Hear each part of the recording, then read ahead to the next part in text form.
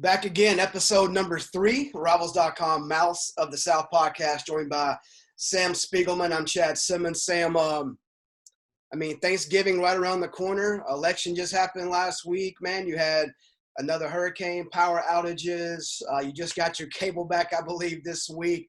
What's life been like the last few days in New Orleans for you? You know what? You kind of hit it on the head. It was getting everything back to normal, kind of get back into the groove of things. But we have cable, we have internet. I moseyed my way to a bit of an upgrade on the internet and cable front because we were without it for 2 weeks, and obviously there are people that are lesser off than we were.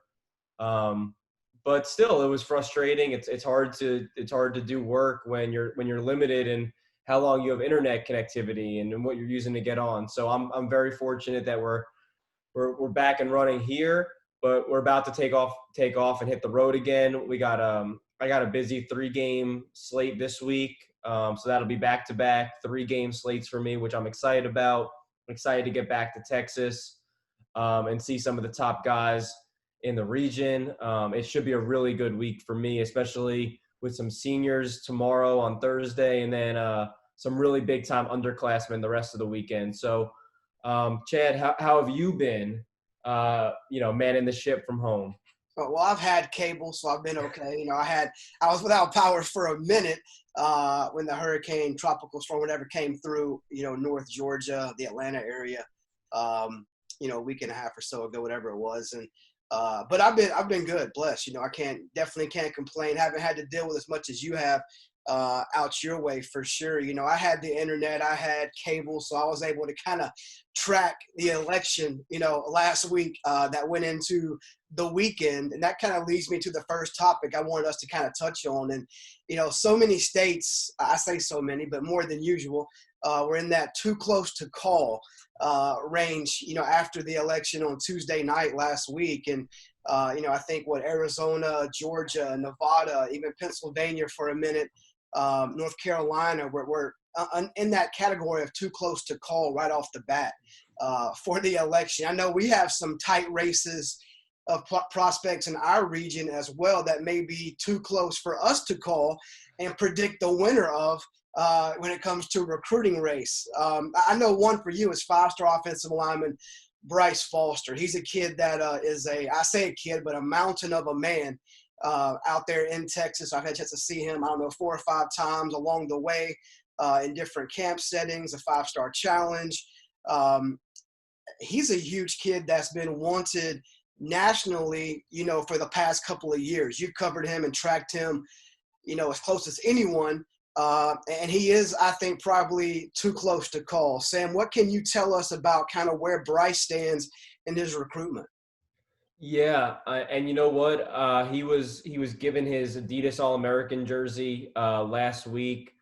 Obviously, that game won't be played, but I did spend, probably 20, 30 minutes on the phone with Bryce. And, we kind of went over the whole recruiting, side of things. And, I've been very fortunate to know Bryce on a very personal level and get to know his family and his coaches and friends and in covering them.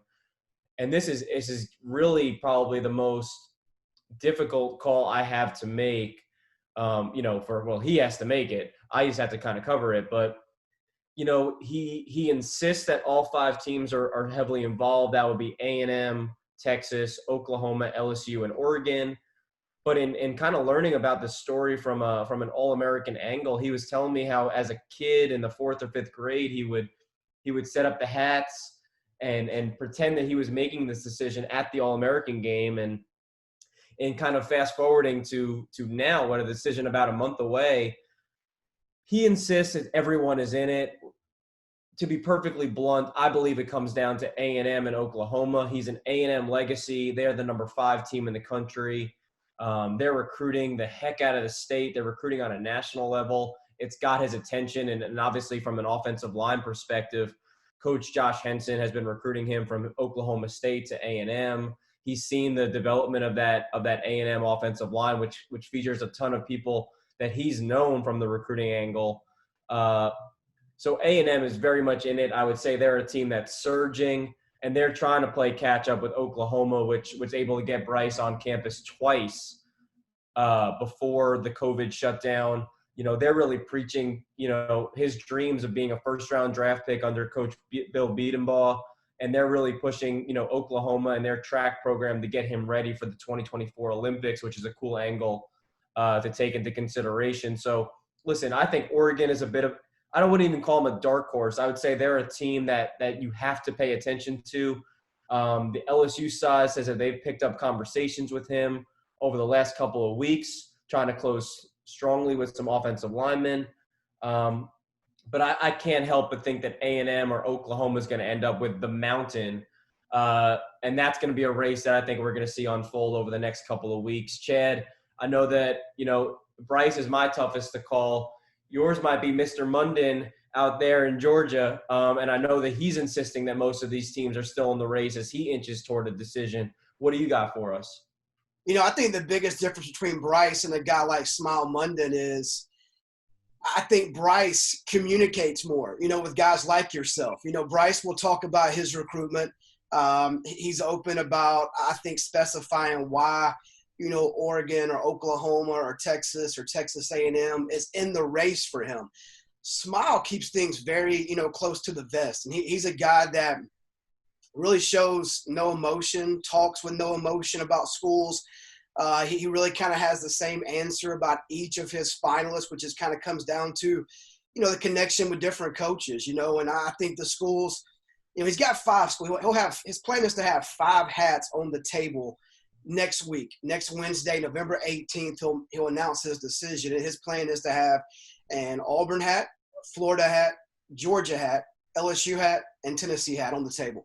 And, I think for a while now it's been, 3 teams. I don't want to ever discount a school like Florida or LSU, 2 great SEC programs. But, just kind of putting the pieces together and the different sources that talk about Smael, to me, it seems like it's been Auburn, Georgia, Tennessee for some time. And I think at different times, maybe a different school's been in the lead, and all that really matters is who leads next Wednesday as far as who gets his commitment. So Travis Williams has done a great job at Auburn, Glenn Schumann at Georgia, Brian Niedermeyer at Tennessee. So it kind of comes down to connections, consistency, and just kind of where he feels best at. Obviously I think things changed for him like it did for many when the COVID shutdown hit and he could not take visits.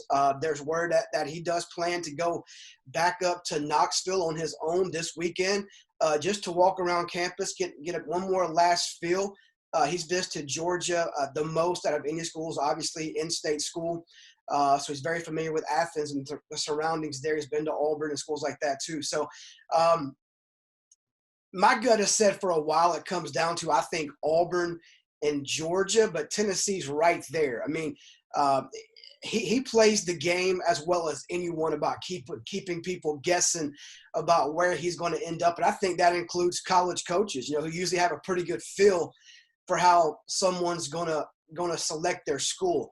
I don't think he plans to tell any college coaches about his decision, yes or no, at least until 24 hours prior, maybe not at all, he told me. He may not tell anybody anything.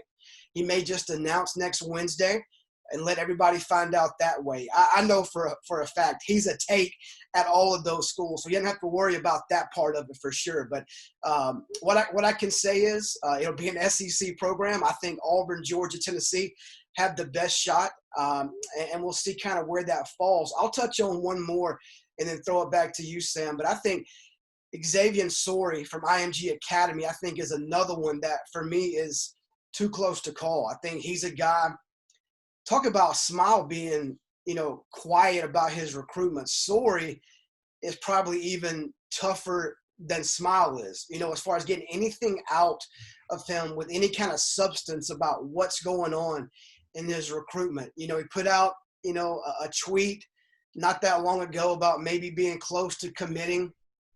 We don't really know what that means. Does that mean it's coming in December? Does that mean it's coming in the next week? He doesn't, really elaborate on what that meant or what that means in his recruitment. What it does seem, though, based on the people that we talk to, is that it's going to be a 3-team race: Alabama, Florida, and Georgia. depending on who you talk to, there's buzz around all three programs. At one time we thought early on he was Bama's to lose. We know he took a trip to Florida on his own a couple of weeks ago to get back to Gainesville, get another feel for the swamp. He was at Georgia late in the summer in Athens on his own. Depending on who you talk to and what you hear and the different sources, you could make a pick for Alabama, Florida, or Georgia with Sorey. He's not going to tip his hand. Some feel he will commit early. Others feel he'll wait until December 16th, the first day of the early signing period, to announce his decision.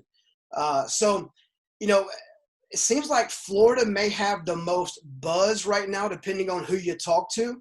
I think Georgia is very much in this too, and maybe based on my knowledge, Bama might be running third. A tight race, too close to call between Florida and Georgia right now for Sorey. So, could he announce before Mondon? Who knows? My guess is he does not announce prior to Thanksgiving, but things change quickly in recruiting. We know Mondon will announce next week for sure between those 5 SEC schools. Who else do you have in this category for us, Sam? Yeah, I guess, I'm kind of torn. I guess it would stick in with the Houston area kids. Tunmishe Adeleye is obviously, he's down to 3 similar schools, Alabama, Florida, and Texas A&M. I know there's been some buzz for Alabama. His teammate at Katy Tompkins, Jalen Milroe, flipped from Texas to Alabama over the summer. Alabama has long been a school that has been at the top group for Tunmishe, and he's planning to get back to Alabama at some point this month, probably whenever they, with their next game, since the LSU game was nixed for this weekend. I believe it was in Baton Rouge, though. But A&M is obviously the number 5 team in the country. They were the first team to offer him before he played it down of varsity football. And Florida's come up with some big wins, as we just saw this past weekend against Georgia. That has caught his attention time and time again. And when he was at IMG for the spring semester, we know he was able to get to Gainesville on multiple occasions. So he's been to all 3 schools. It just seems to boil down to who has the momentum when he's ready to make his decision next month. And then also Xavian Sorey out of Duncanville. He's a top 100 offensive tackle in this class. He's got a different group. It's Oklahoma, it's LSU, and it's SMU. SMU is probably the hometown favorite. He's been able to get to a few games, unofficially this year. But I know he's been to the Sooner Summit. He's been to the Tiger Turnout or whatever they called it. Still, it's hard to say no to your hometown team. And SMU and Oklahoma are the 2, leading teams there, I'd imagine. But LSU is looking to close with at least one of these elite tackles between Xavian Sorey and Tristan Lee. We'll see how it shapes out. Those are too tough to call from my angle, and probably too tough for those young men. Have to make those decisions in the next couple of weeks as well. Yeah, obviously it's been, a crazy year with COVID. You mentioned the A&M game being canceled. Alabama, LSU is off. Auburn, Mississippi State is off this weekend. I mean, it's kind of sweeping through the SEC right now. I know for us, it's changed our schedule, along the way too. I mean, not only from the beginning of the season, pushing the seasons back, in different states like Louisiana for you, or Texas, or Georgia for me, or Florida for me. But recruiting goes on, and now we're kind of out there. I mean, I just attended a game this week on Monday night, the second time this year I've had Monday night football in the South, in different states. And I think I was thinking back and looking through my notes. I think I've attended a game this year every day of the week except for Sunday and Wednesday. I've been to games on Monday, Tuesday, of course, Thursday, Friday, Saturday, the norm. But it's been just a crazy year. What's it like this week, I guess, for you, Sam? I mean, I guess in general, have you had a lot of, COVID or even weather for you too, schedule changes along the way? What's it been like this year? Well, it's funny you say that. I've actually had Wednesday and Sunday games. So between the 2 of us, we've covered a game on every single day of the week, which is interesting. Yeah, it's, it's frustrating, but, it kind of comes with the territory that is 2020. It's just an unusual year with COVID, and COVID is a serious virus that you have to take seriously. And these players and coaches and ISDs and schools and admin all to take it seriously. So, we too are taking it seriously. We don't want to get infected trying to cover a game. And I would say the Hurricanes have been the most frustrating because you have either games being postponed to the Sunday, Monday, Tuesday spectrum, or you have games being rushed to play, which I know you're dealing with this week. And when the Hurricanes were hitting Louisiana, we were covering we ran up to Lafayette or Baton Rouge on a Wednesday just to squeeze a game in that they're trying to squeeze in because the schedule was already postponed to start in October as opposed to August or September. And they're just trying to get as many games in. I know in Louisiana they're talking about playoffs for right after Christmas, but you need at least 4 games to qualify for the playoffs, it seems like a small amount of games to squeeze in. But if you factor in the Hurricanes that have derailed schedules and then COVID, I have to be careful about how I set up my schedules for when I hit the road. I'm largely going to Houston or Dallas and then trying to take it from there because at least with the big metropolitan cities, I have backups. So in New Orleans, it's always easy to catch a game if another one is canceled in New Orleans because there's a ton of teams that share the same Saturday venue schedules and whatnot. In Houston and Dallas, I've had games postponed day of. My Friday night game, I have to apply to at least 2 or 3 games on a Friday or a Thursday or a Saturday because there's a high likelihood that at least 1 or 2 of my games per week are moved. I think about the big Cedar Hill Allen game a couple of weeks ago that I was going to Dallas for, or I was going to Houston for the Geyer Atascocita game, which are star-studded games that I'm at. Without question, that's the game I want to see. I want to see 7 to 10 kids, whether they're seniors, sophomores, or freshmen. And those games have all been wiped out. So I think it's not that difficult for me, but, having second and third options is critical nowadays. And it takes away from the lure of I'm going to my third choice game, but I'm fortunate there are still quality guys to see in those second and third choice games. What has been the biggest, hurdle for you, Chad? Because you've had to add Florida and you've had to add Tennessee, so I'm sure it's made it that much more difficult to navigate the different states with the different schedules. Well, it's obviously played more, like you said, the weather into it with Florida. With obviously, we still can't fly yet. So I've been in northern Florida and kind of put most of my concentration so far in the Panhandle area, which has been affected, by the weather where, I've always had Alabama where you have Mobile and the southern part of that state has been affected too. Of course, we've known about COVID from the get-go. So that hasn't, affected me as much, maybe last minute as the weather, where the weather is either pushed games back to like a Monday or Tuesday, or maybe moved up game up from like a Friday to a Thursday because weather was coming in over the weekend. So it hasn't really, COVID hasn't affected me as much, as the weather has. But like you said, I think one thing we're privileged to is covering the territory that we have, where we have enough players to have a plan B, C, D, E, all the way through. We have so many players to see in our area, our areas, territory with different states that we can fall back. I know last week we were able to get back out and see talented players. For me, it was kind of the first time that I had games where I kind of focused on almost like 1 or 2 players per game. Usually it's been, like you mentioned, 7 to 10 or, half a dozen, something like that between the 2 different teams each game. On last Thursday night, I was in Alabama, in Gordo, Alabama, about 30 minutes outside of Tuscaloosa to see 2022 4-star quarterback Tanner Bailey. Tanner was coming off a collarbone injury where he got hurt mid-season, I think game 5, last play of the game, took a hit, landed on his shoulder, his left shoulder. He's a right-handed quarterback, which is good news. Came back last week for the first time playing in the first round of the playoffs and threw for 260 plus, 3 touchdowns, and leading his team to a first-round win in the playoffs. And Tanner's talking to a lot of schools. He's got a ton of offers, but the main schools he's talking to right now: Alabama, Auburn, Georgia, Michigan, Oregon, Mississippi State.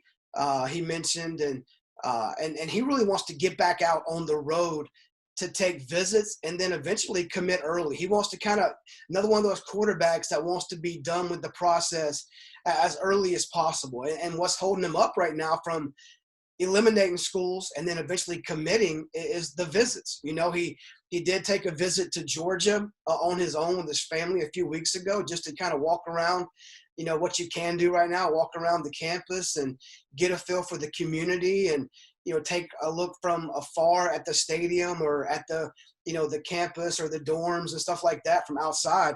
But he had a good game. You know, he threw a great deep ball. He throws a very catchable ball. Another one I saw on Friday night was 2022 four-star running back Emmanuel Henderson.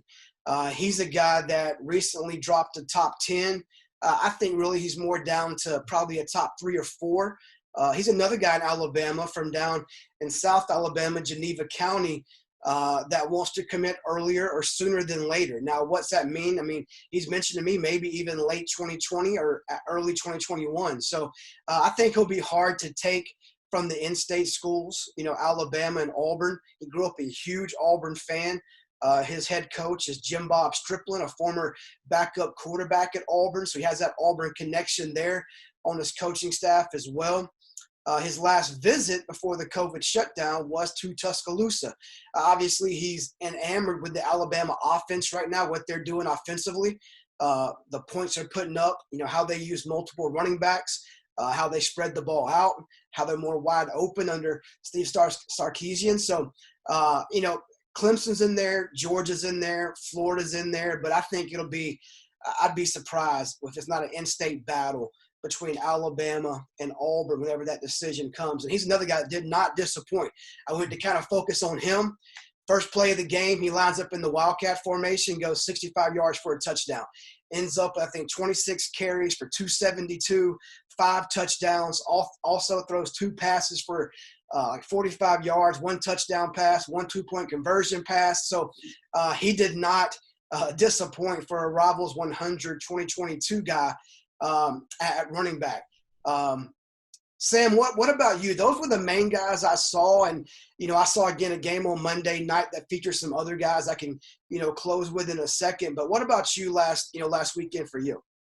Yeah. You know, talking about going to smaller schools to see like 1 or 2 kids, it can be frustrating if the kid underwhelms. I feel like it's a lot of pressure when you're going to see 1 or 2 kids, but when they do step up, it really it justifies the ranking you might have given them. You know, I think about the times like that I've seen Derek Stingley Jr. or Devontae Lee or, you know, the small school kids, but when they impress, even on a small stage, it kind of justifies the ranking. I got a chance to see Jardin Gilbert with U-High versus Madison Prep last Thursday. Gilbert I saw last year when Baton Rouge Catholic played U-High, and he played mostly receiver, but schools are recruiting him to play safety, and I was thoroughly impressed with what Jardin was able to show as a physical safety, playing downhill, very physical, flies to the football, not really tested against the Madison Prep passing attack. I've seen him in coverage before. You know, I think Oklahoma is a team that's really starting to surge with him. He's got a Final 5 with 4 SEC teams in it, Georgia, A&M, Alabama, and Mississippi State. But Oklahoma seems to be kind of thriving there. I would not be surprised, though, if Alabama or Mississippi State kind of close strong with him. They've been hanging around for a good part. And, you know, I got to see these 2 brothers, the Ausberries. Austin is a 2022. And Jaiden is a 2023, and they are absolutely special, Chad. I don't know if the rest of the industry has gotten a chance to see him, but Austin is already justifying a 4-star ranking in the 2022 class. He is a big physical safety, a lot like Jardin. He was excellent in coverage. You know, U-High, I know you've seen them, and you remember Christian Harris, who is a starting linebacker for Alabama now. Well, the little one, Jaiden, when I say little, I mean 6'1", 200 pounds.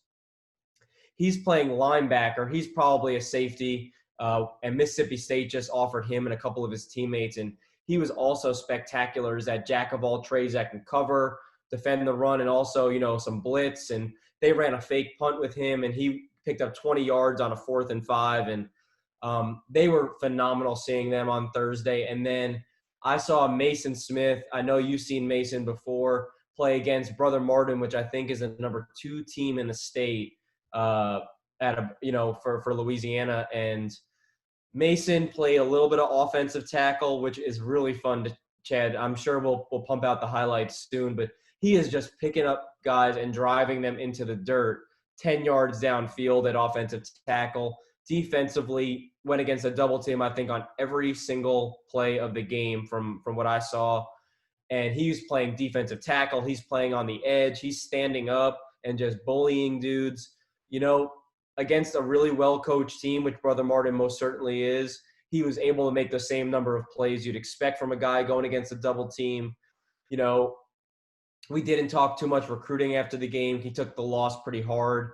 But I think it seems like an LSU-Georgia battle. I think that he wore his Alabama gloves to try to add some intrigue. But I know it's LSU versus Georgia. Alabama's in it to a degree, but he's going to play in the SEC. And I also saw a couple of Brother Mondon kids, young guys that we created profiles for that'll be ranked the next time we have rankings meetings. But Maason was a story of that game. Recruiting all, same old, but he's also a month away from making up his mind. And I'm wondering how much of LSU or Georgia, how they do the rest of the season plays into it. I think it's kind of like what you said with Smael, is which one of these coaches is really going to stand out over these last couple of weeks before the 5-star makes up his mind. Let me ask you this, Sam. Obviously, we've been covering recruiting for a long time. You mentioned a guy like Maason wearing the Bama gloves. How many times have you covered a top kid like that has worn, whether it be gloves, shirt underneath the jersey, whatever it may be, even socks or whatever, that's worn that school, that's ended up picking that school in the end? I mean, I don't know what else he's worn along the way this season, if he's worn some LSU gear, Georgia gear, whatever. But just in general, have you ever covered a high-profile kid like that kind of tips their hand without trying to, change the narrative per se with a different school in the mix like that? Yeah, I can remember driving out to I guess Birmingham to see Harold Joyner wearing his LSU gloves only about 6 weeks later to pick Auburn. I remember Derek Stingley with the Alabama gloves. Maason has worn the Georgia shirt and the LSU shirt different times this season alone. I think it's great. I think if you're down to everyone knows you have 3 or 4 teams you're choosing from, why not play it up? Because guys like you and me, we're going to take a picture. We're going to shoot a video of you wearing the gloves. It adds some intrigue. If there, especially in a year like 2020, where the most you can go off of is let's see how these relationships boil down over the last few weeks. I think you had some mystique in there because we have our sources on these teams at these different programs with the kids even, and if they're trying to play up an angle, it's only going to add to the intrigue. And I think that's one of the more fun parts. Is most of the time we're stuck knowing where they're going to go because they've told us, or it might be obvious at a certain point. Yes. So if they can wear the gloves, I think it adds a little bit of fun to what otherwise could be, boilerplate stuff that we're used to seeing. So I like it. It is funny though when they wear the LSU gloves and they're picking Auburn 3 weeks later, but it's all part of the game, Chad, and you know that. It is. My favorite one this year has to be JaQuincy McKinstry Kool-Aid. Comes out with the Auburn towel in the back, wearing the LSU gloves, picks Alabama a month and a half later. And he did wear the Alabama gloves after the game. He put the Bama gloves on, so you can take it for what you want. But like you said, man, it's a game to these guys, and they have fun, which they should. They're in position. They've worked to get where they're at. Why not have fun and what they call kind of trolling the fans a little bit, Sure. Making them all feel like they have a shot, and it's fun along the way. But I'll touch on real quick, like I said, I had a Monday night game, which is crazy enough to think about as my second Monday Night Football of high school this year. I'll touch real quick. Probably the biggest performer of the game was 2022 running back 4-star Damari Alston. He second play of the game. He goes 60-plus yards for a touchdown, finishes with, I think, 155-ish with 2 touchdowns and an 18-13 win for Woodward Academy over Jonesboro. And other guys who are committed to schools made plays too.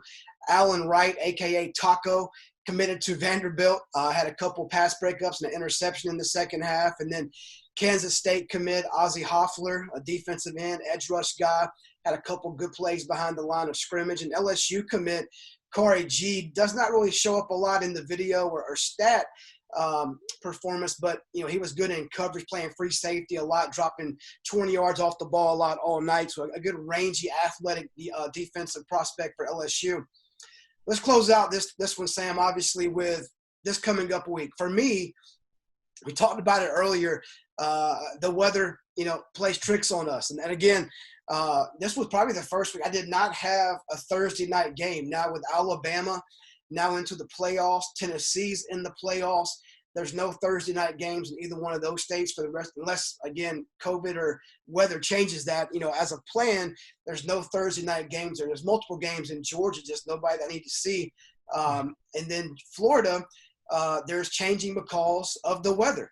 A tropical storm or hurricane, I think it's Eta or whatever, that's coming back to Florida. The Central, for the second time hitting Florida, the same hurricane. So they've moved games now up in the Panhandle up to Thursday. So as of right now, as we shoot this, my plan is to go down to Florida. That could all change between the next 24 hours. But right. As of right now, my plan is to go see John Paul Catholic and Terrion Arnold, who is, I think, one of the top uncommitted prospects in the country, a guy I've seen practice since I've taken over Florida. I like him a lot, versatility. My plan is to see him play for the first time this week. And then on Friday, back in Georgia, a game that's 2 schools that are 5 minutes apart in Columbus, Georgia, Hardaway High School and Carver, Columbus. Carver's 8-0, Hardaway 7-1. Both teams are loaded. You have top 50 prospect in 2022 defensive end Mikael Williams, who I think could be in that 5-star discussion. This will be somewhat of his opportunity or audition to kind of make his case for that 5th star this season. He'll go against a guy I think who could be potentially a 4-star offensive tackle, 2022 kid again as well, Elijah Pritchett. Both those guys have 20-plus offers from the Alabamas, Auburns, Georgias. Both can become national names in the next few months. Mikael, I think, is already kind of on the verge of that. Such an athletic defensive end here in Georgia.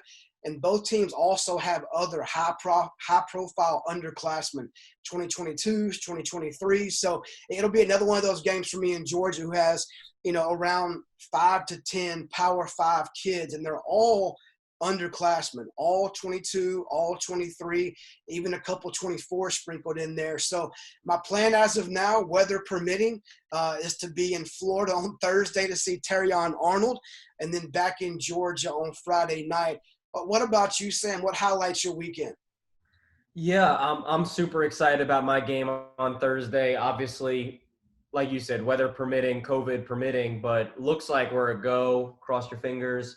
Get to see the Mountain and Hayden Connor and that excellent Katie Taylor offensive line.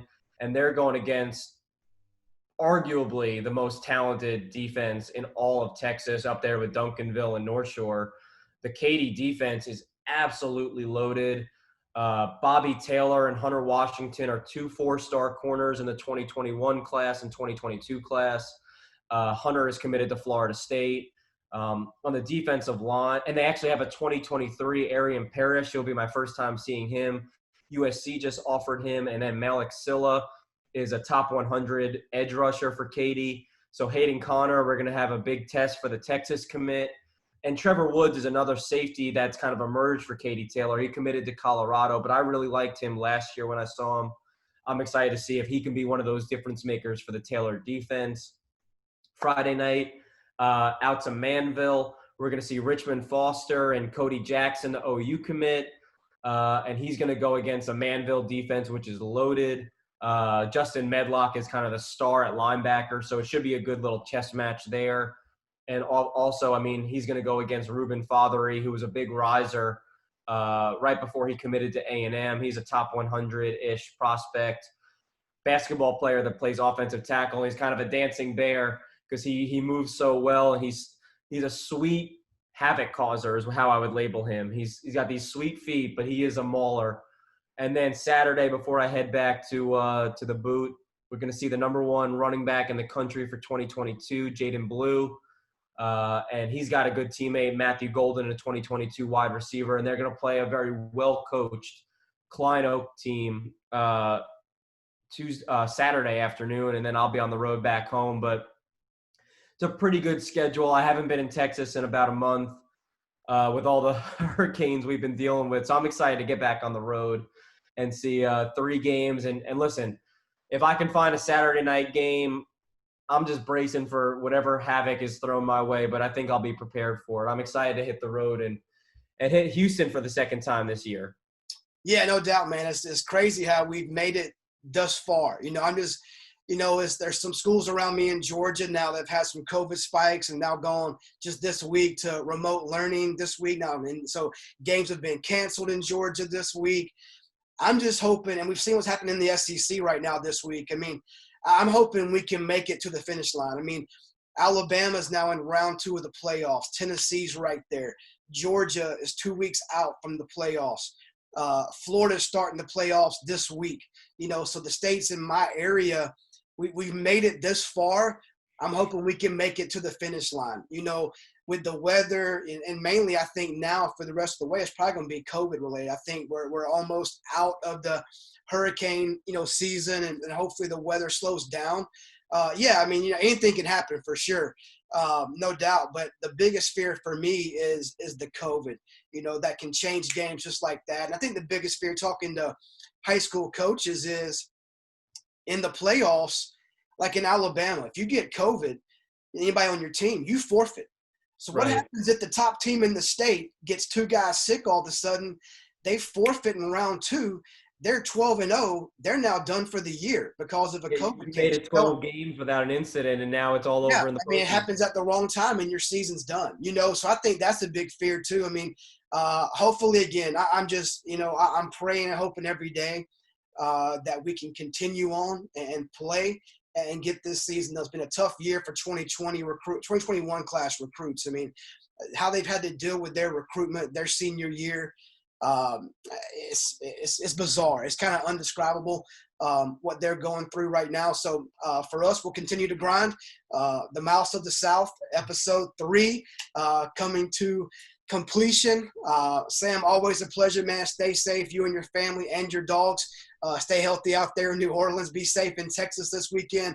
We'll convene again next week from New Orleans and Atlanta. For Sam, I'm Chad. Everybody stay safe.